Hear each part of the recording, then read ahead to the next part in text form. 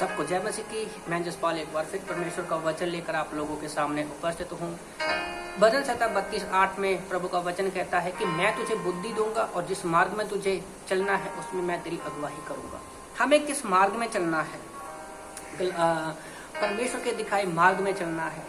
और याद रखिए, हम संसार में रहते हैं, संसार की सोच हमारी हो जाती है और हम उसी के अनुसार चलते हैं।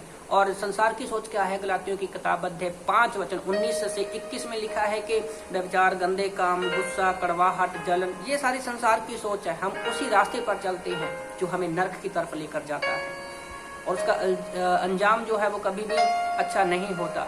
पर याद रखो, हमें विश्वासी जीवन में पवित्र आत्मा की अगुवाई की जरूरत है। और गलातियों की किताब अध्याय 5:17 में शरीर जो है आत्मा को वो विरोध करता है। तो किस मार्ग पर हमें चलना है, ये इंपॉर्टेंट है। भजन संहिता 32:9 के अनुसार हमें घोड़े और खच्चर की तरह बेलगाम हमारा विश्वासी जीवन नहीं है। उनको नहीं पता कि हमें किस रास्ते पर जाना है। जैसे विशाल हाथी को बड़े कानों के कारण नहीं पता कि वो कितना ताकतवर है और वो क्या कर सकता है, और वो अपने मालिक के द्वारा दिखाए हुए अगुवाई में, छड़ी और जंजीर की अगुवाई में वो चलता है। उसी तरह से शैतान जो है उसने भी हमारे कानों को बड़ा कर रखा है बहुत सारी आवाज़ों के द्वारा। हमारी परिवार, फैमिली, परमेश्वर तुमसे दूर है, बहुत सारे विचारों को हमारे मन में डालता है। और हमें विश्वासी जीवन में हमारी क्या ताकत है, परमेश्वर हमारी अगुवाई कर सकता है, वो हमें वो भुलाना चाहता है। तो परमेश्वर हमेशा कृपा दृष्टि हमारे ऊपर रखता है अगुवाई करने के लिए। भजन संहिता 25:8 में लिखा है, यहोवा भला और सीधा है, पापियों को वो अपना मार्ग दिखाता है। आज हम पाप से मुक्त हो चुके हैं यीशु मसीह के लहू के द्वारा।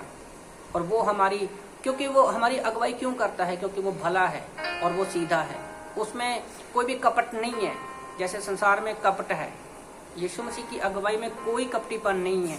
जैसे हम देखते हैं कि जब एक नया शिशु पैदा होता है तो पिता को एक आनंद, अलग ही आनंद होता है, और हमेशा वो उसकी अगुवाई के लिए, अपने बेटे की, अपने बच्चे की अगुवाई के लिए वो हमेशा तैयार रहता है।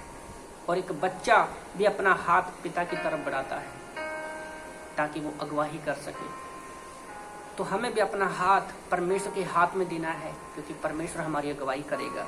हम जानते हैं कि जब परमेश्वर हमारी अगुवाई करता है तो क्या होता है। याद रखो, अगर हमारा भरोसा परमेश्वर के ऊपर नहीं है तो पिता परमेश्वर भी हमारी अगुवाई नहीं कर सकेगा, यीशु भी हमारी अगुवाई नहीं कर सकेगा।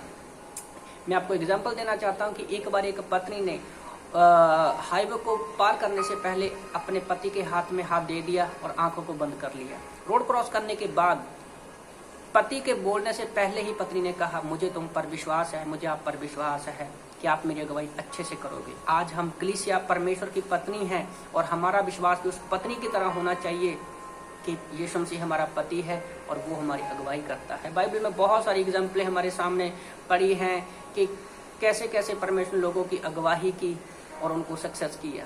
तो आज हमारे विश्वासी जीवन में भी हमें विश्वास करने की जरूरत है। परमेश्वर को हर एक एरिया में अगुवाई करने दीजिए। कोई भी क्षेत्र हमें शैतान को मौका नहीं देना है। याद रखो, उत्पत्ति 12 में हम देखते हैं कि अब्राहम विश्वास के द्वारा ही विश्वास का पिता ठहरा। परमेश्वर ने उसकी अगुवाई की। उत्पत्ति 28:15 में परमेश्वर ने याकूब को भी वादा किया कि मैं तेरी अगुवाई करूंगा हर एक क्षेत्र में। उसी तरह से परमेश्वर आज हमें विश्वासी जीवन में भी हमारी अगुवाई करता है कि मैं तुम्हारी अगुवाई करूंगा। और याद रखिए, मत्ती की किताब अध्याय 11:28 के अनुसार प्रभु हमारे बोझ में हमारी अगुवाई करना चाहता है। पहला पतरस 5:7 के अनुसार परमेश्वर हमारी चिंताओं में हमारी अगुवाई करना चाहता है।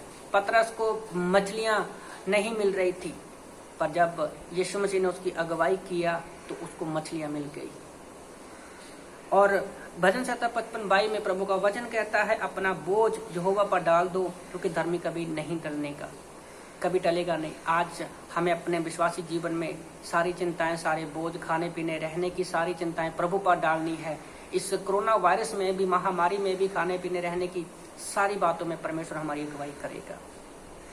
तो परमेश्वर ने पीछे भी हमारी अगुवाई की है और हमें कभी गिरने नहीं दिया।